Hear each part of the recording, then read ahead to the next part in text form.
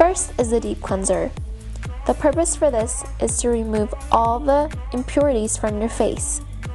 Squeeze about a pea-sized amount and gently massage all over the face. It's a good idea to use this daily at nighttime. And this is not just to remove your makeup, but it's recommended to use this especially for those who have oily skin.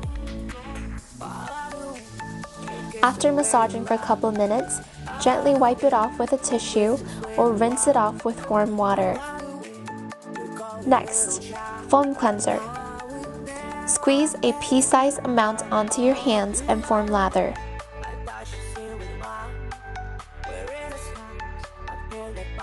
A little will go a long way, so you don't need very much. Massage gently onto the face. After massaging, rinse with warm water. Next is the peeling gel. Squeeze some onto your fingertips, like so. Apply generously to the clean and dry face, avoiding the mouth and eye area. This product gently exfoliates the skin to remove any dead skin from your face. Use this 2 to 3 times a week at nighttime for a radiant and dewy skin. If we remove dead skin, the new skin will be fresh and have less appearance of wrinkles. Wait for about 2 to 3 minutes. You'll see that the product has gotten into more of a liquid form. When it's ready, gently exfoliate to remove the dead skin cells. If you massage in a circular motion for a couple of minutes, you'll start to feel your dead skin come off of your face.